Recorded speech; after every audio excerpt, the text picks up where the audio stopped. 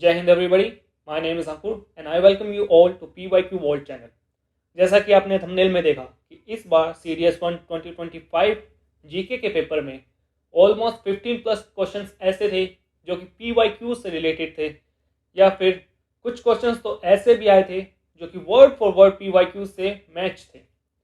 तो आज हम इस वीडियो में उन्हीं PYQs उन्हीं क्वेश्चंस का एनालिसिस करेंगे। तो चलिए वीडियो शुरू करते हैं। वीडियो शुरू करने से पहले I will give you a small introduction of mind. My name is Ankur and I have cleared series 2 times, series 2 2024, series 1 2025। वैसे तो मैंने सीरीज 4 बार दिया था, लेकिन पहली 2 बार मैंने वही कुछ कॉमन मिस्टेक्स की थी जो मोस्टली एस्पिरेंट्स करते हैं, जैसे रैंडम सोर्सेज को पढ़ना, NCERT को कवर ना करना और बिना किसी क्लियर स्ट्रेटजी की अपनी तैयारी शुरू करना। लेकिन जब मैंने अपनी स्ट्रेटजी को सिंपल किया, PYQs को अपना बेस बनाया और वही टॉपिक्स रिवाइज किए जो कि एग्जाम्स में ऑलरेडी आ रहे हैं, बार बार रिपीट हो रहे हैं, then I saw the results. तो इसीलिए PYQs को पढ़ना ज़रूरी हो जाता है। इससे आपको पता लगता है कि UPSC का क्या ट्रेंड है और वो किस टॉपिक से ज़्यादा क्वेश्चन ले रहा है। तो चलिए वीडियो शुरू करते हैं। So okay friends, let's move to our first question, जो कि है rough endoplasmic reticulum looks rough under the microscope because of the attachment of which of the following cells। तो ये CAPF 2019 का क्वेश्चन है और इसका आंसर है राइबोसोम्स। लेकिन यही सेम क्वेश्चन दोबारा सीरीज 1 2025 में पूछा गया था, why does the rough endoplasmic reticulum look rough under the microscope, और इसका आंसर था A, due to the presence of ribosomes on its surface. बिल्कुल same to same, almost word for word कह सकते हो आपने कि UPSC ने इस क्वेश्चन को दोबारा पूछा है। और आगे भी ऐसे काफ़ी क्वेश्चंस हैं जो कि UPSC ने वर्ड फॉर वर्ड PYQ से उठाए हैं। Okay, let's move to our next question.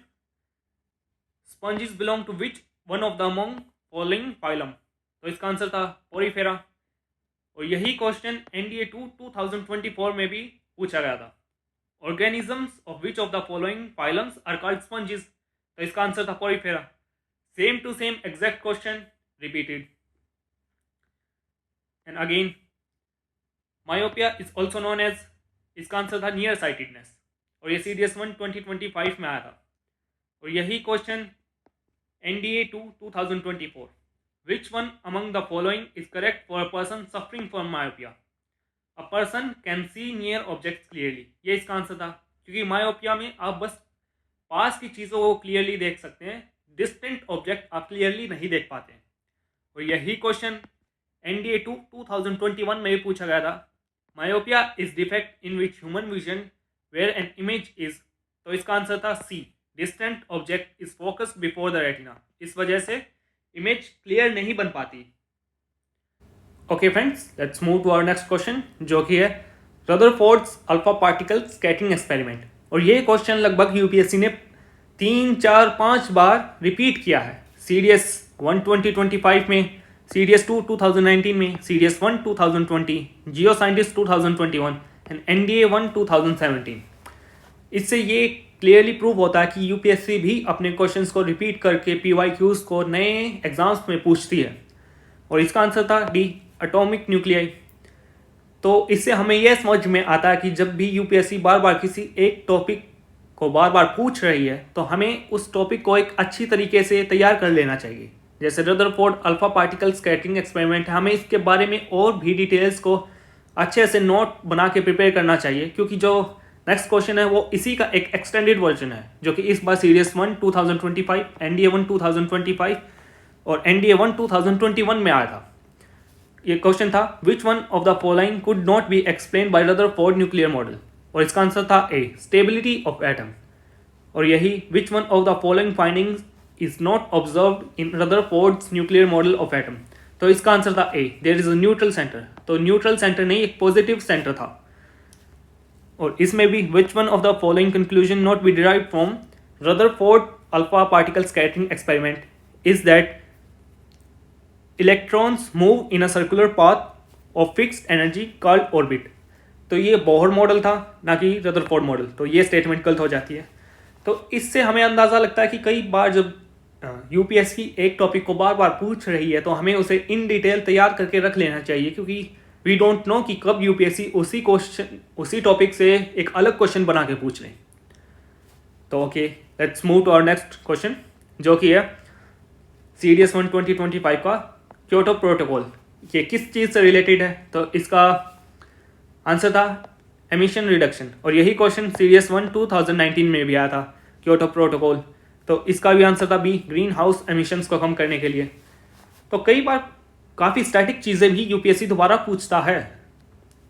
Our next question is isobar of element have same mass number, CDS 1 2025, और यही क्वेश्चन सीडीएस 2 2019 में भी पूछा गया था। Which one of the following statement is not correct? तो इसका आंसर था B, isobar are atoms having same atomic number. ये गलत था, इसका एटॉमिक सेम मास नंबर होता है। तो अगर आपने ये पीवाईक्यू अटेम्प्ट किया होता तो आपको पता होता कि ये स्टेटमेंट गलत है, और शायद आप इस क्वेश्चन को अटेम्प्ट कर पाते सीडीएस 1 2025 में। तो okay, let's move to our next question. Although ये क्वेश्चन जो क्लाइमेट का है कंप्लीटली रिजेंबल नहीं करता किसी पीवाईक्यू को, but there are some hints in the PYQ, जो अगर आप पीवाईक्यू अटेम्प्ट करते हैं तब आप कुछ ऐसी चीज़ें, ऐसे पॉइंट्स को गैदर कर लेते हैं जो आपको फर्दर हेल्प करता है चीज़ों को आइडेंटिफाई करने में। जैसे एनडीए 2 2025 का क्वेश्चन में वेट ड्राई ट्रॉपिकल क्लाइमेट के बारे में पूछा था, और इस बार सीडीएस 1 2025 के क्वेश्चन में भी यही है कि इसका आंसर था D, tropical wet dry and climate.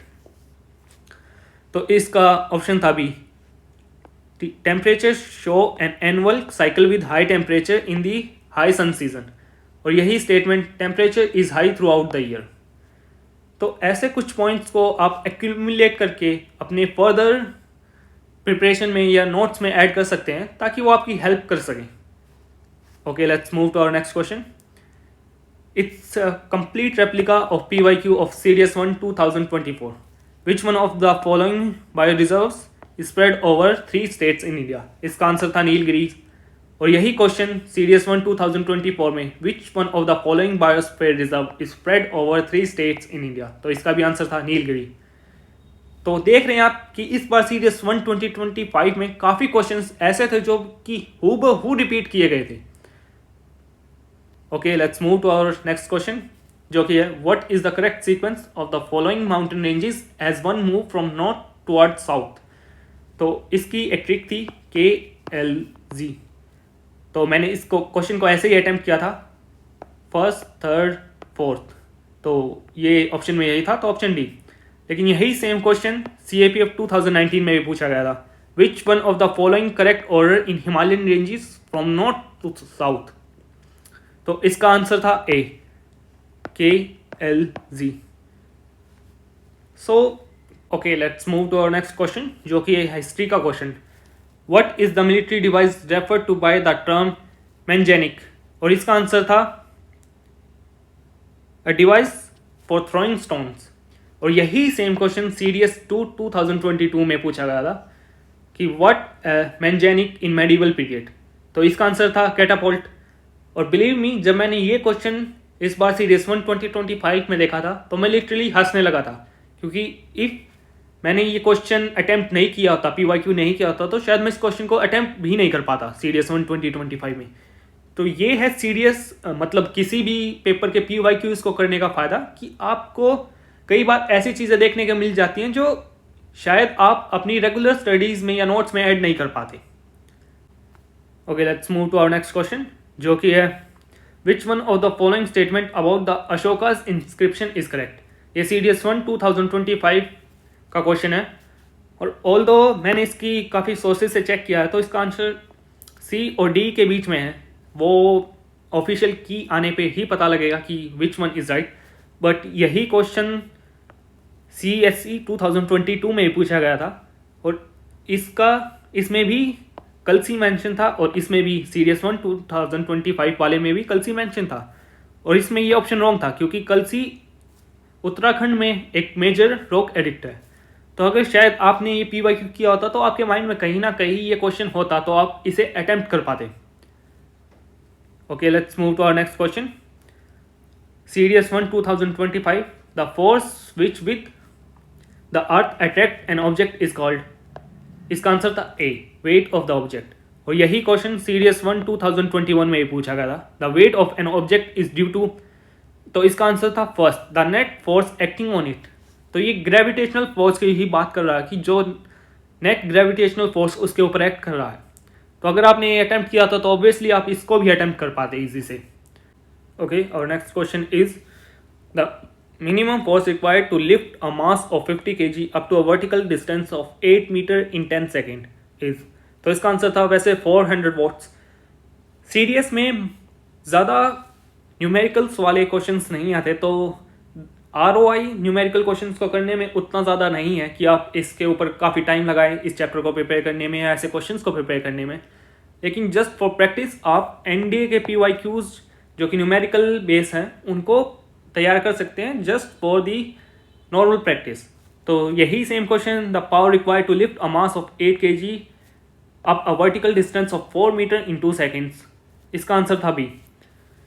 तो आप ऐसे ही PYQs को जो कि न्यूमेरिकल बेस हैं उनको बस प्रैक्टिस के लिए यूज़ कर सकते हैं, क्योंकि सीडीएस में ज़्यादातर न्यूमेरिकल वाले क्वेश्चंस नहीं आते हैं।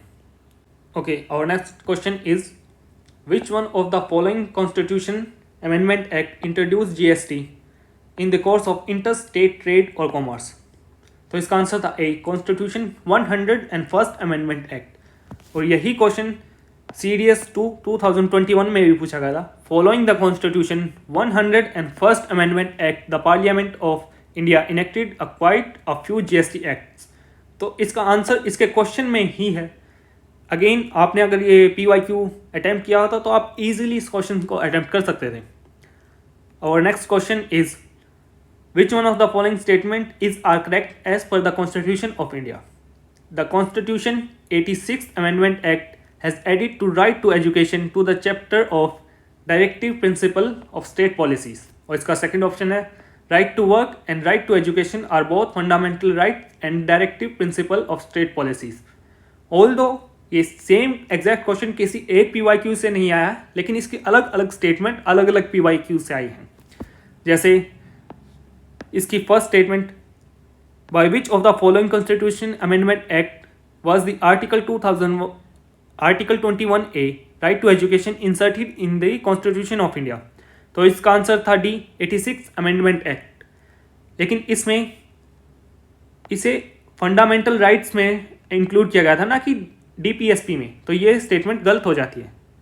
और अगेन यही क्वेश्चन NDA 1 2025 में भी पूछा गया था, which of the following are not fundamental rights under the constitution of India. तो right to education is a fundamental right, right to form association is also a fundamental right to participate in any profession ये भी एक fundamental right है।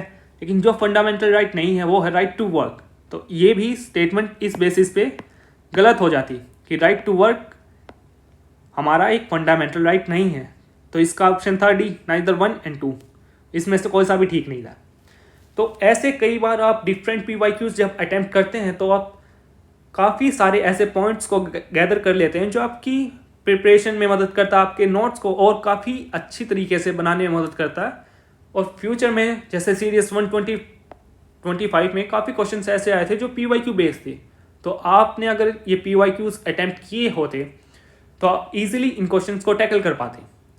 Okay, now the question is हम ये PYQs कहाँ से attempt करें और कैसे अटैम्प्ट करें। Like there are n number of resources like text book जहाँ पे आपको पूरे के पूरे क्वेश्चन ईयर पेपर्स मिल जाते हैं, and there are some also YouTube channels जहाँ पे आपको अगर चैप्टर वाइज क्वेश्चन चाहिए तो उन्होंने सीरीज़ बना रखी है। बट अगर आप उनका कॉस्ट देखोगे तो 2 से 3 हज़ार रुपये में आपको वो सीरीज़ देते हैं, क्योंकि दे कवर द एंटायर सिलेबस। और वो उन्हीं स्टूडेंट्स के लिए अच्छा है जिन्हें अपना पूरा सिलेबस ज़ीरो से स्टार्ट करना है। But they are students like me जिन्हें एक काफ़ी शॉर्ट टाइम में अपनी प्रिपरेशन को कंप्लीट करना है, क्योंकि मार्च 2025 में मेरी SSB के बाद मेरे पास बस 1 महीना बचा था अपने सीरीज 1 2025 के सीरीज को प्रिपेयर करने के लिए। तो for that I have only revised my notes and I only done some PYQs। But at that time I also wanted कि अगर मुझे कई चैप्टर वाइज क्वेश्चंस मिल जाते वो भी सस्ते में, तो it will be a benefit for me. उससे मैं इंश्योर कर पाता कि मैंने ये चैप्टर कंप्लीट कर लिए हैं and these are my strong point and these are my weak points. तो लेकिन जब मैंने रिसर्च की तो I found that they are channel who are providing these PYQs, but the price is around 2000 to 3000 rupees, क्योंकि वो entire syllabus provide कर रहे थे।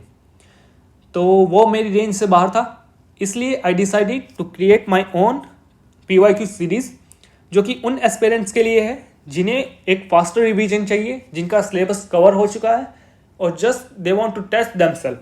तो इसीलिए मैंने PYQ वोल्ट बनाया। यहाँ पे आपको 5300 plus PYQs from exams like CDS, CAPF, NDA, civil service examination, EPFO and geo scientist से भी क्वेश्चंस मिलेंगे। और मैंने इन सभी क्वेश्चंस को subject wise, chapter wise differentiate किया है ताकि आप अपनी एक टारगेटेड प्रिपरेशन कर सकें। And all of that in just 299 rupees. मतलब इससे ज़्यादा तो आप कहीं बाहर खाना खाने जाते हैं तो तब खर्च हो जाते हैं। So it's a very good deal for such a productive thing. तो चलिए अब मैं आपको उस टेलीग्राम चैनल का एक छोटा सा प्रीव्यू देता हूँ ताकि आप जान सकें कि what things I am providing you in that channel. So this is the PYQ world channel, जहाँ पे मैंने बायोलॉजी से स्टार्ट किया हुआ है और जो हमारा फर्स्ट चैप्टर था ब्लड। और मैंने जैसे अगर हमने ब्लड चैप्टर स्टार्ट किया है तो मैंने बुक्स को भी मेंशन किया है कि अगर आपको ब्लड से रिलेटेड क्वेश्चंस को अटेम्प्ट करना है तो आपको कौन कौन सी क्लास की कौन कौन सी बुक्स पढ़नी होंगी। तो जैसे क्लास 11th की biology chapter 15 body fluid and circulation, class 10th science chapter 5 life and process, class 9th chapter 6 tissue blood as a collective tissue, यहाँ पे एक्सप्लेनेशन दी हुई है। तो ऐसे ही मैंने सेवरल टॉपिक्स को कवर किया है। जैसे जो लेटेस्ट टॉपिक मैंने आज कवर किया था वो है हेल्थ एंड डिजीज़, और मैं साथ ही में ऐसे इन्फोग्राफिक पोस्टर्स भी दे रहा हूँ जो आपकी क्विक रिवीजन में हेल्प करेंगे। And I have also provided my notes जिनकी हेल्प से मैंने CDS क्लियर किया था। So if you wanted to check my notes you can also do that. ऐसे ही मैंने DNA भी कवर कर चुका हूँ जहाँ पे ऐसे इन्फोग्राफिक नोट्स और हर एक क्वेश्चन का एक शॉर्ट एक्सप्लेनेशन, एक very fun and interactive explanation भी दिया है ताकि आप उस क्वेश्चन को अच्छी तरीके से अंडरस्टैंड कर सकें। And these are all of these things are just in 299 rupees.